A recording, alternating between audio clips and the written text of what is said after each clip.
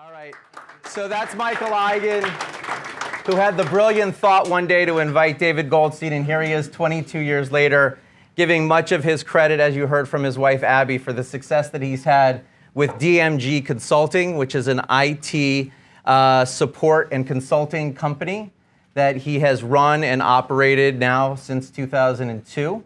2002. I was actually still working my full-time job and opened up DMG as something that I was hoping to do full-time. So I actually joined BNI without being an actual full-time employee of DMG Consulting, which they would never allow today.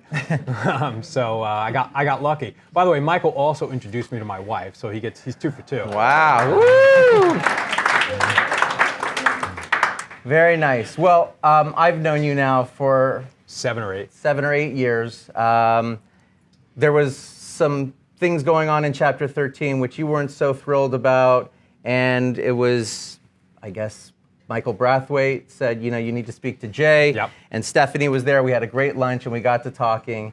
And here you are today, having been now in the chapter for, you say, 7 years? 7 years and 15 in the other chapter. That's amazing. So we're grateful to have you, and I'm grateful to call you a friend, because it's much more than just your membership here in Chapter 1. And we only speak every day.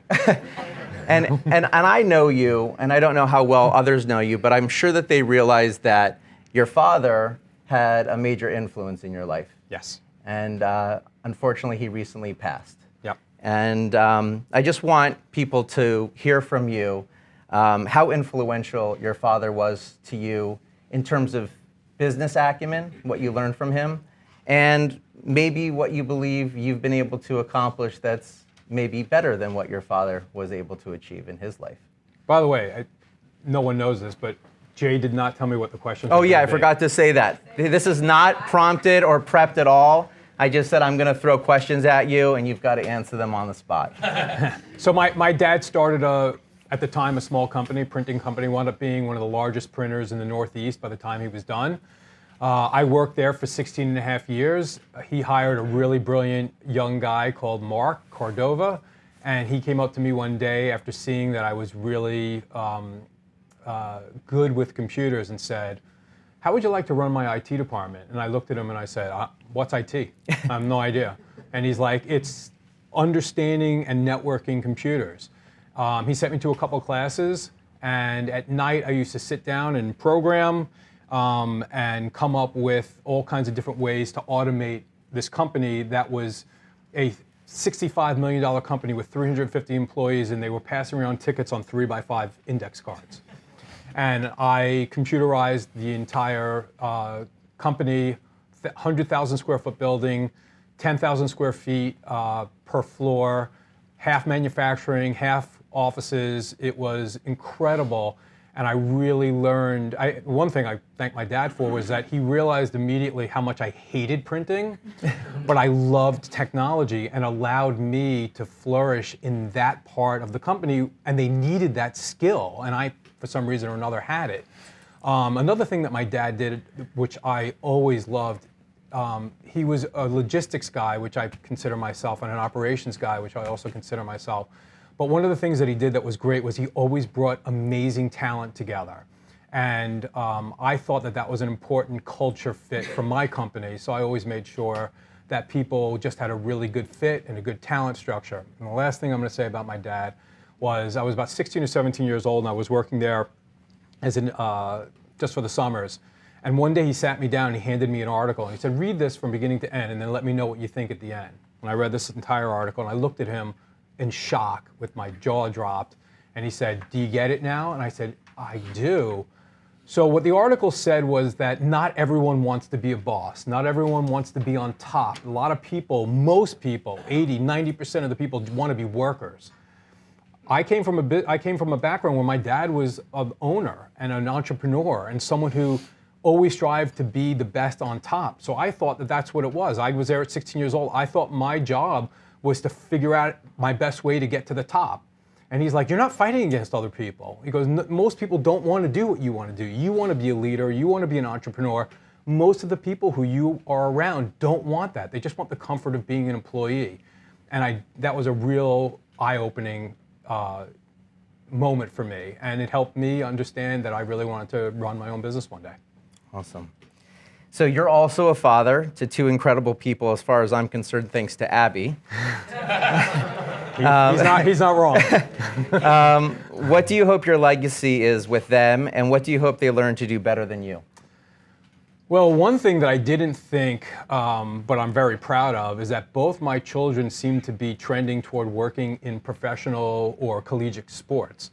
Now, I was a sporty kid. I played 3 varsity level sports in college. In high school, and then I became an ultra endurance athlete in my later life. And I was also a sports photographer.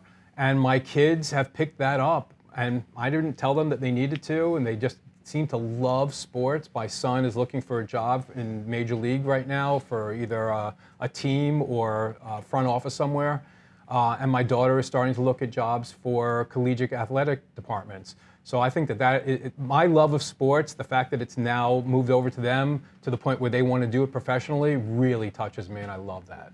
What was the second part of that question? It was what would you like for them to do better than you? Oh, well, I'd like them to be more patient. Yeah, good answer. All right, so we jokingly began this interview by asking your dear friend Michael what he saw in you when he asked you to visit his chapter 20-some years ago. In your opinion, who were you then versus who are you now? Yeah. I was just having this conversation with the other Abby, that you have to, and Stephanie, that you have to grow. I said to Stephanie the other day on the phone, I would be shocked, I would be upset with myself if 58-year-old David was way different than the 35-year-old David who joined BNI. I mean, if that 35-year-old didn't grow to be who I am today, I would be very disappointed with him. When I was 35 years old, I was my only employee. I was working my butt off. I was doing 60, 70 hours a week. Yeah, I mean, that evolution is, I'm a better public speaker. BNI being really helpful with all of that. And I understand how to craft my 60-second commercial. I could talk to people about my business. A lot of that, if not all of that, is done by BNI and helped me. When I was 35, I didn't have any of those skills at all. Awesome. So if someone in this room were to make an introduction for DMG Consulting, what would you hope they'd say about you and your business which separates you from those you feel you compete with? The one thing, I used to say this back when I started my business, and I still believe in it. I don't say it that much in here. I went to college as a chem major, which I immediately realized within a semester or so that I did not want to do. My father made me make him one promise when I went to school. He said, whatever you do, I don't care. You can major in anything, but minor in business. Because it doesn't matter what you do, you're always going to need some kind of business know-how. Of course, I love business and wound up being a business major. So what makes me different? I'm a businessman who also happens to sell and own an IT company. I'm not a geeky, nerdy guy who is trying to figure out right, who's trying to figure out how to run a business. So I run my business like a real business, and I'm proud of that we're not just IT guys. We understand small businesses because we are a small business. Awesome. All right, time for a game of fast response. Oh dear. All right. A, what trip would you most like to take with your wife, Abby, right now? Well, we're going to Iceland in May, so there's one. Nice, okay. B, if you could rewind your life, what would you do differently, if anything? I would hire my first employee 3 years before I did. Interesting. Okay, C, what is the one thing you'd most like to do before it's too late? Wow. Hole in one. Hole in one, eagle, either of those. I've lived out both. Nice, okay. How would you most like to be remembered as a networker in Chapter 1? I'd like to be remembered by my experience. I've been in BNI for 22 years. I've seen a lot.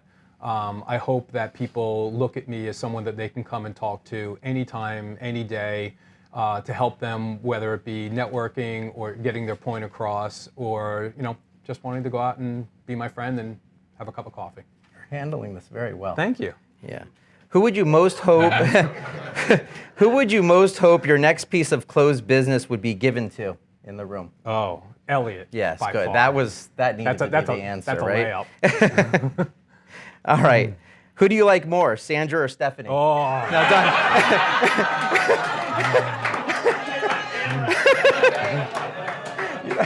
Equal. All right, Abby, now you know. We all know it's me, guys. Don't fight over me, stop.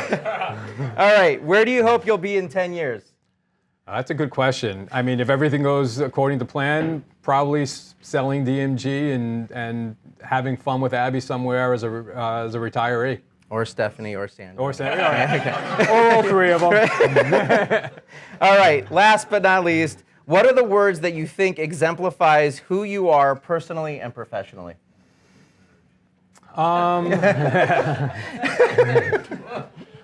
like to be known as someone you can come to help solve your problem. You're off the hot Thanks, seat. buddy. Great job, dude.